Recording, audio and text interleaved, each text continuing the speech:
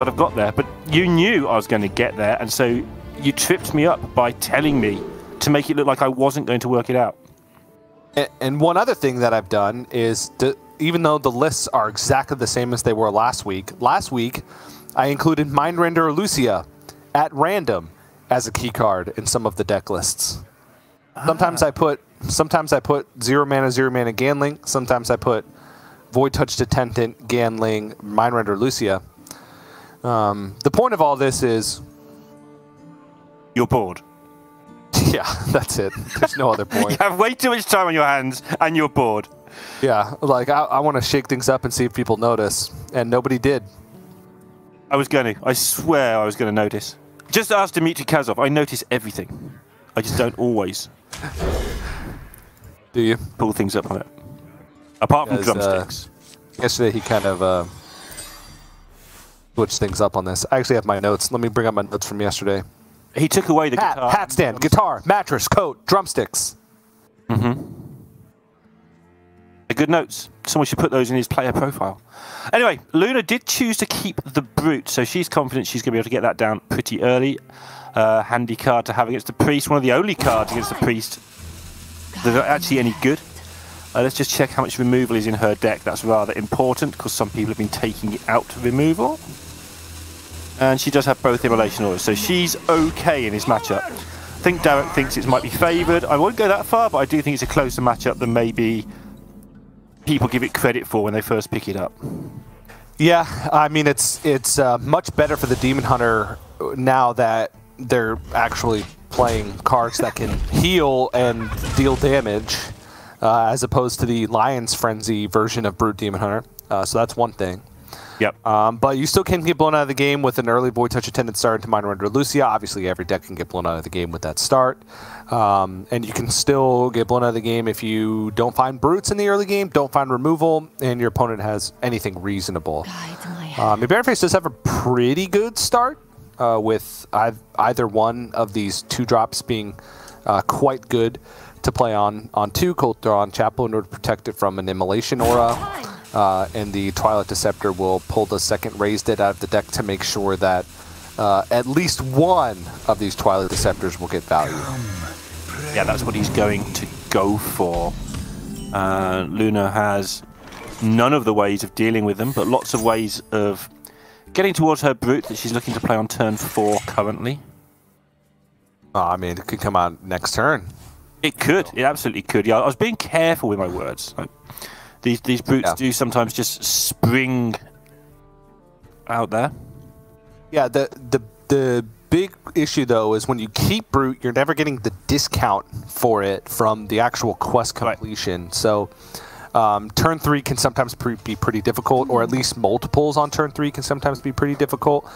I mean, it could depend on what's drawn off the sigil and then what's picked up from the double jump. That's kind of the big thing that could change things, but we shall see. No use speculating now. McBanterFace got a turn on his hands. He can play a 4-5, or he can play a 2-3 that gives... Yeah, or he can cycle the 4-5 and play a 2-3. And we've already seen that once today. Yeah. I tend to like 4-5s.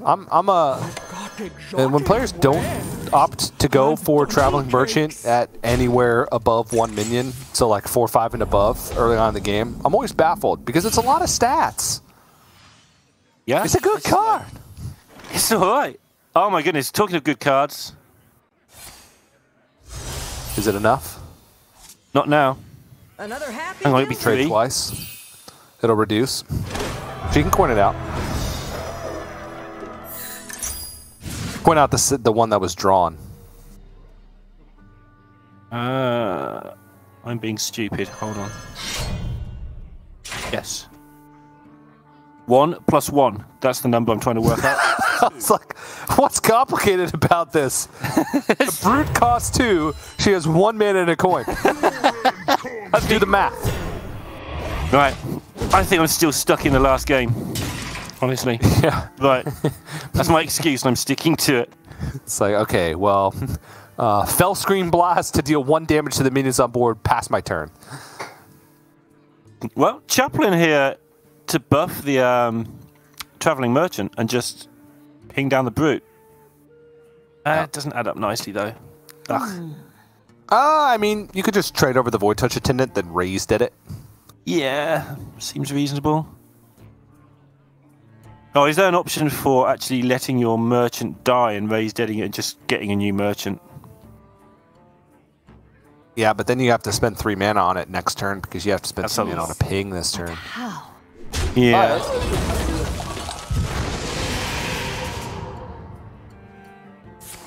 Oh, McBanterFace is going to go full trade and then make the biggest merchant ever. No time. 0, 0, 0, 3. And then double trade. Sounds good. That's going to be a 1, 2, 3, 4, a 1, 2, 3, 4, 5, a 7, 8. Yeah. 5 plus 2 is 7, and 5 plus 3 is 8. Exotic wares. And keep the other one as well, because there's a good chance all this survives.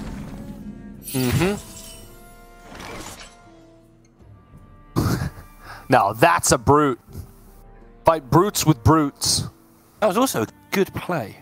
I liked that play. Yeah. That was a memorable play for the right reasons. Yeah, McBanterFace. Just a memorable kind of guy, you know? Demons. This is McBanterFace. Yeah. MC Bannerface on the weekends. McBanterFace. It is the weekend. Yeah, MC Banterface like in the clubs on a Tuesday. Yeah. Because that's the kind of clubs that MC Bannerface loves. Matinee on a Tuesday. The matinee show. And then we come to the Serious Business Club on Saturdays. Every Saturday for the 3 weeks in a row now. He's been at the Serious Business Club. No sigil played. Oh. Talking of interesting, Luna's in trouble. Yep. Or this is why Aura could do some work though. Ooh, that's actually a really good draw. Because it makes the merchant who's definitely playing for the exact mana even bigger. Cool, yeah. Yep. Agree. That's a This is the reason that I would argue that Priest is just favoured in this matchup. It's that the Demon Hunter certainly is in it. Demon Hunter can certainly win, but it always seems to be running uphill. But the Priest just does its things, and if it draws a Lucia next turn, it wins. That sort of thing. Whereas the Demon Hunter always seems to need to draw the perfect cards. It can do, because it has a lot of card draw, obviously. Yep. It just feels tough. Luna can go Guild Trader Immolation Aura, which leaves a 7/4 on board. That's actually quite rough. But both race states are gone. McBanterFace's hand is empty. Hi. What's her other choice? I guess she doesn't want to attack into the wrong thing. Like, you'd expect to just, you know, attack face and draw a card. But if she thinks this is the play, she doesn't need to, because she won't be playing that card this turn anyway. Yeah. That's what she decides to do. Oh, okay. That's a lot of extra damage. It's 2 extra damage, but it's a huge threat as well. Yeah. This could force out second Fellscreen Blast if it comes out. Definitely don't want to do that, but could do it now with the Persistent Peddler drawn.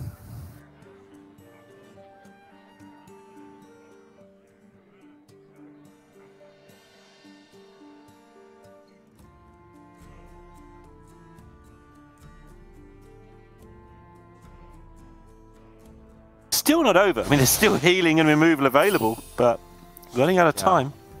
There's only 1 Immo left and 1 Fellscreen Blast left. Pleasure doing business. Time to get them both.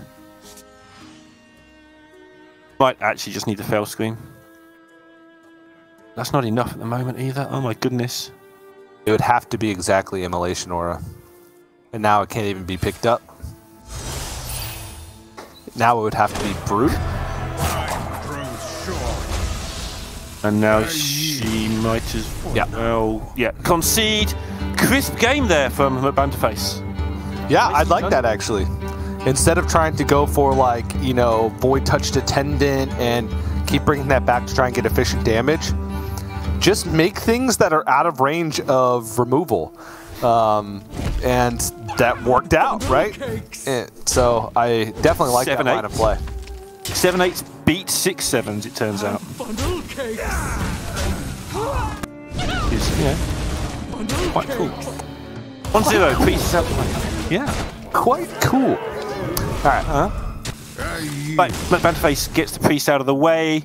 I do still feel that in this mini 4-deck game, meta game, that everybody but Fled is living in, the Priest is sort of the easiest one to win with when it's up. So, not necessarily a huge victory, but a nicely timed, nicely done victory. And now we get to see his handlock, which is the same as all the other handlocks we've seen today, I think. Nope, a little bit different from some of them. We had 2 Netheron Warlocks competing with Muzzy and Eddie, both lost. But not necessarily because of that reason. Right? Like, they didn't lose because they had a worse handlock, and oftentimes it felt like their handlock was actually doing quite well. It was just other matchups that they were losing. So, hard to really draw a conclusion from the differences in Warlock lineups. They all have Rod, they all have Flesh Giants, they all have Quest, they all have Scavengers, they all have Bristlebacks. That's the core. Whatever else you do with your time, I don't care. So we know how this one goes. What happens is you get rid of all of your brutes and philosophies early, then you dump your Fellscream Blasts, and you beat them down with Il'gynoth. That's what Eddie taught us. Yep. And your opponent also has to just leave themselves dead at the very end too. So that helps. There's many layers to it. It's like this matchup's like an onion. Made me cry, so definitely.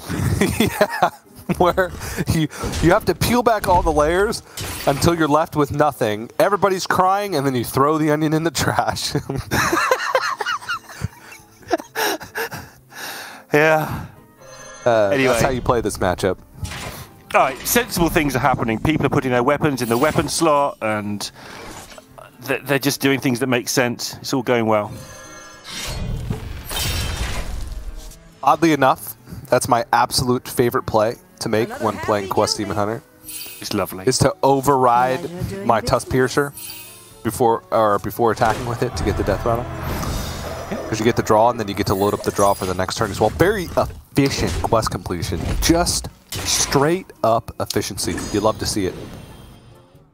Yeah, and joking aside, the idea, roughly speaking, there's the reason the Demon Hunter's an interesting deck is that it doesn't play the same way twice very often. But roughly speaking, you distract the Warlock with your brutes to buy yourself time to win with a combo.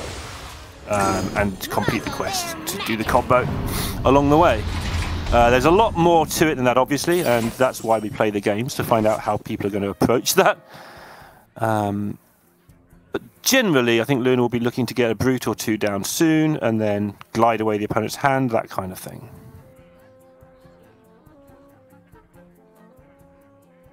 Interaction between glide and weapon, always worth keeping an eye on. You've got to glide at the right time. Easy for me to say when I can see the hands, but usually involves waiting till one charge of the weapon has been used, because the glide does fill up the second charge automatically, which is a bit annoying. Yeah. Whoa!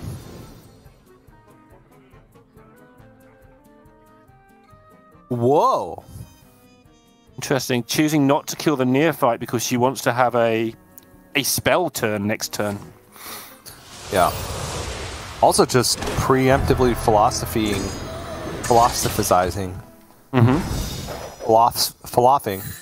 Falafel. The brute.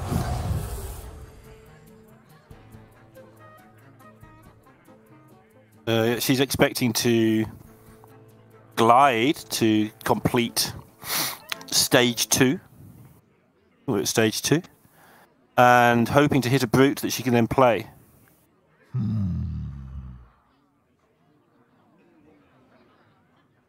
Which is fine. Like I say, you kind of want to distract the Warlock. Look at these brutes over here. And when the Warlock goes running across to sort out the brutes, you run round the back and hit them in the back of the head. I'll be right back. There's brutes over there. It's like slowly sneaks in around the side. It's like, ha-ha! Ilginoth. Lol. Ilganoth, when did you get so cheap? Well, while those brutes were running around over there. Oh, Luna can take 2 more cards. This is where the deck gets awkward. Yeah, you can waste cards if you're not careful. Waste card draw. You can get into a situation where after you play your Kurtrus, after you complete the whole quest line, you've used all your card draw, and you sit there going, "No, I've drawn another philosophy." Well, that's of course you haven't got rid of those cards before you did the quest line. So that's why it's so amazing that Eddie finished with a Spectral Sight in his hand, because wait. common mistake is he needs to copy much. Oh no! Time grows short. Sorry to cut you off. No. She could have coined. The brutes would be bigger. Oh, I see. If you just philosophy first before you play the Fellscream Blast. Got you. Oh, she didn't shuffle them back in. She did get them all played out. It could be bigger though. Yep. No, you're absolutely right. And it actually matters. Yeah, it's huge because 8 health, 9 health good because of how Soul Rend works with the other spells in the deck like Drain Soul. Which just happens to be Soul Rend plus double Drain Soul. Right. So McBanterFace can also get a giant down. That's a big deal. Granted, if McBanterFace really wanted to, he could have just touched plus coiled the bigger flesh giants, but that would be, or the bigger brutes. But it could have been a much bigger deal than it ended up becoming. Getting the giant down is pretty nutty. Yeah. I wonder what he's thinking about.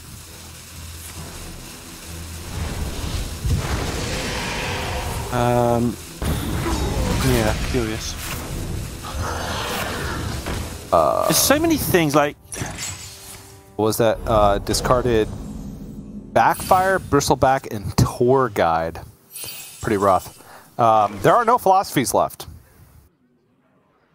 No, there's double Illidari studies. Yep. I can always find it. That's fine.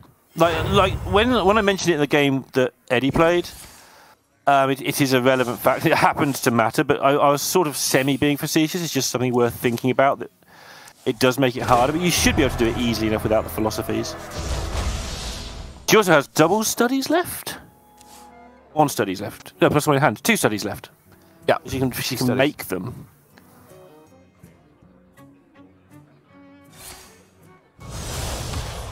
It could be a little bit difficult to try and piece together those lethals later. It's going to take a little bit more time without the philosophies. Oh, Flesh Giant. Yeah, time's something she doesn't currently have much of, looking at this. Yeah. It's going to be another Flesh Giant hitting the board, a Knoll hitting the board as well. And if she has to use Moarg plus spell damage to clear the board with Immolation Aura, I mean, the game will certainly end, because then it'll be just very difficult to kill. Because she also only has 1 Fellscream Blast. Yep, she'd have to get very lucky off, not lucky, but she'd have to get one of the 2 studies to hit another philosophy. She's going to try and get that now by the look of it. And misses. She gets a philosophy there, she's okay. Well, okay's a relative term, I guess, but gets a philosophy there she could clear at least.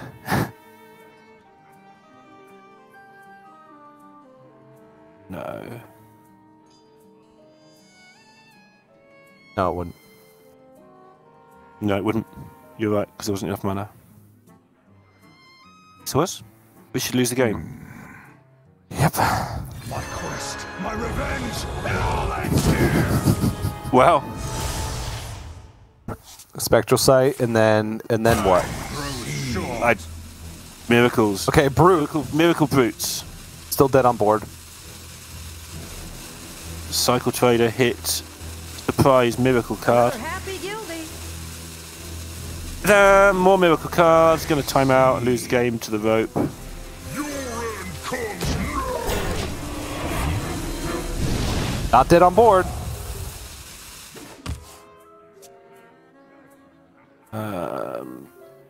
Dead to that though, right? Yep, dead to that. Now dead on board. All right. I mean, it was very difficult to win in that situation with no Fell Scream Blast. The only way to win after an Illidari Studies would have been used would be to discover like an I-Beam and the Warlock to be low enough to where you can win with Double Morg, Il'gynoth plus I-Beam, which is pretty unlikely. So, rough go of it for Luna thus far. Quite the opposite of what we saw happen in her series yesterday, where it was just a quick 3-0 sweep. But McBanterFace just has the rogue left. Yeah. So we've seen some players struggle a little bit with the rogue, specifically against Handlock, it seems. We haven't really been seeing that many victories today. Or we saw one today, but haven't really seen much over the past couple of days. Because it feels like the Neophyte plus Giant combinations are just getting to be a little bit too much. But I still think this matchup is very close, because you do need to hit your threats and hit them fast as the Warlock to have a chance. Yeah, I actually like the Rogue just in this matchup. It's really close. The Warlock has a lot of agency in it with the Giants, with the Neophytes. But also, McBanterFace has been a fairly early adopter of this Rogue deck. He's played it a lot, so I trust him to do it right. Every time I say that, somebody then just does the most horrific things with the deck that you've ever seen. But I do trust him to, if he gets in position to win the game, to win the game. Anything exciting to note here? Nope, it's Penflinger, Kazakus. That's the usual, in my mind, build. So, straightforward. Keep your brain freezers, freeze the Giants, win the turn after. Easy. Except Easy peasy. Another Rogue. So now it's a race. And we saw Luna do this a couple of weeks ago, where she actually won on tempo very early. But the deck was a bit different back then. Mankrik was still being played as a matter of course at the time.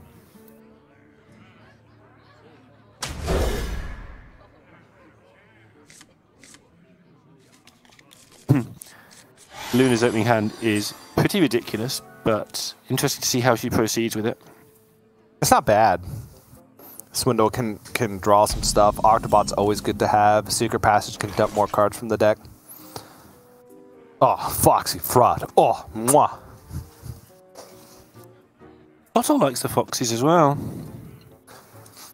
First time we mentioned him today, he'll be proud. Who? Raven, that guy. Okay. The mercenary. Choose soon.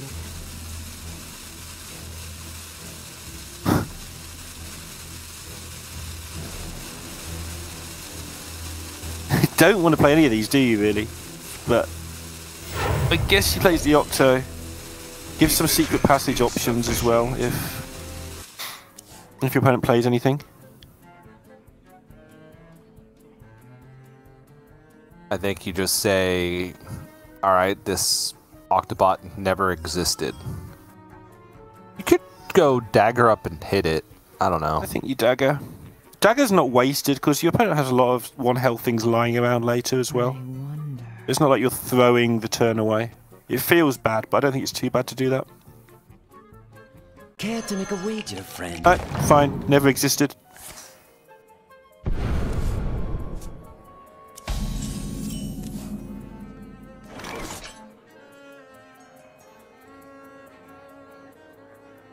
Even this, there's so many options. That's an upgrade. Probably. Initiating overdrive. Luna's going with the old hit you wide with tempo. This makes it a lot easier to combo later if you don't just win with the tempo alone. Because the number of garrots when you get below 24, the number of spell damage needed to get the garrots going becomes so much less. Half, in fact. 1 instead of 2. Maths. Maths, TJ, maths. Yeah, the second Octobot here, I feel, would be Wasteful. Negligent. Yeah. Yes. All of those things. So, like the dagger up. Hit for some damage. Play a little bit slower. Fine with this. McBanterFace has Shroud, now has Octobot. You can fill up the hand, and then go for an Octobot turn next turn. Shroud into Wand Thief would be ideal then. Yeah, Shroud into Wand Thief. Get some minions you want to discount, get a spell you want to discount, and then discount them. Yep, Luna's done the damage she wants to do. I mean, obviously she wants to win by going wide and winning the game, but getting your opponent down to 24 is the primary objective when you put some minions on early. That's been achieved. Sufficient is sufficient. So McBanterFace kind of doesn't have to worry too much about the board. Obviously, you can't let it get out of control.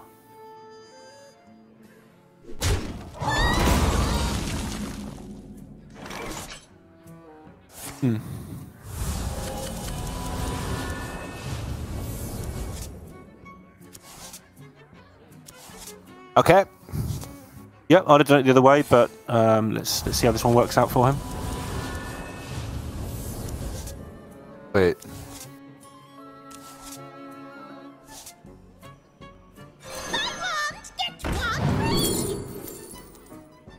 Why wouldn't she Shroud? I feel like that's what you want to hit. Yeah. Not sure. Like the players are having some problems connecting. We've seen this in all 3 regions, so it's likely nothing to get alarmed about. We'll let you know if it is. Yeah. No Shroud. Curious. Yeah, instead she decided to go with the Secret Passage and... I mean, Secret Passage on 4 is a good use of mana. It's usually about the right number. Gosh, this is ridiculous.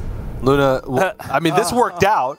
We'll be able to get all these spells, and then Guardian Hog Merchant, reduce those spells, and then they get added to the hand. Because it's Secret Passage. Haven't seen this in a while.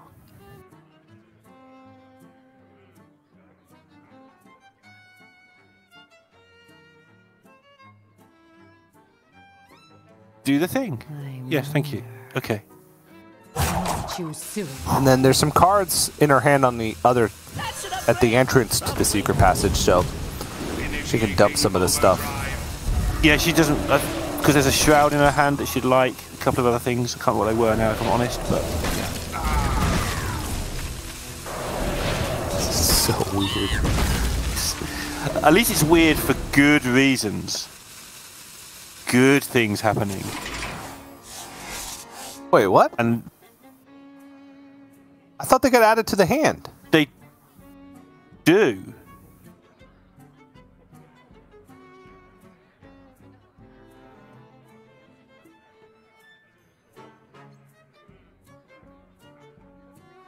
So many options. Am I getting the interaction wrong? Oh yeah, we are. It's the other way. If you evocation before you Secret Passage. Oh, you put them away? I see. Yeah. Yeah, we're getting it wrong. It's been so long since we've seen we it, got it and backwards. we've had a weird day. Yep. Yeah, okay. I just was desperately wanting cool things to happen. No, same. Like, I don't like just agreeing with you, even though I seem to do it a lot because I don't like agreeing with anyone. But I thought it was the same as well because I haven't seen it for so long. And like you say, cool things would be cool. Yeah, it's all right, everything makes a lot more sense. It's the interaction that happens the opposite way. We had it backwards. It works the other way because you hide the cards away, so they're not there at the end of the turn to throw away, right? Yes. Cool. Because the end of the turn resolves, and then the cards are added back, instead of the other way around where the end of the turn resolves. So then the cards get thrown, and then the cards get added back. All right, Yeah. I figured it out. I knew this one. Figured it out. Still a cool play, you know, producing those cards, getting the Octobot killed on the board with the double snap freeze. I'm a fan. Yeah, but it's definitely a lot less cool in terms of Luna's actually very low on resources. She's got this wide board, but I don't think it's really wide enough. Yeah, that's why I'm confused about the Shroud. Right. Not playing the Shroud. I actually was surprised McBanterFace didn't play his Shroud before the Octobot as well, but maybe he felt he needed something on the board. Too soon. Small though it is.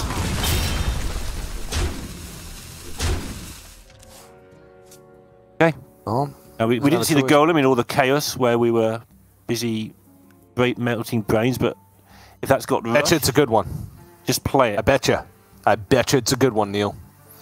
Yeah, how would you define good? As long as it does something. Oh, yeah, I agree. It's probably a good one, Teach. Yeah. Oh, Lifesteal summon a copy. I was right. That's actually super good. Yeah. Lifesteal Also- right now in this game state is amazing because Luna's put all that energy into getting McBanterFace down to 19, makes her combo easier, and McBanterFace has just reversed all that and taken control of the board. And corrupted the ring toss. Now McBanterFace can get 2 rogue secrets for 4 mana. Oh no. Turn things into bananas and all sorts of things go on. Yeah. Shenanigans. If only you could get 2 dirty tricks. That'd be good. And you get to say your favorite word of all time. Bamboozle. Should I sound the bamboozle horn? There's a bamboozle horn? Well, we'll have to wait to see if McBanterFace gets bamboozle first. But the horn could go. I don't know. Last time you sounded the horn, look what you did to the rest of the match. Let's not. Yeah, no, I'm not. I'm going to do that. All right. Luna really struggling here. It's got to be field contact the next draw. And I think she knows that. That's why she full holds. There might be Here's some a weird shroud. shadow step one thief thing, if there's a one thief even there by then. Oh, field contact. Yeah, Oh, it's the juice. advantage. That's an upgrade. Probably. It's gonna race. What's this combo shenanigans that people keep talking about? Just hitting each other. Yep. Minions. Proper Hearthstone.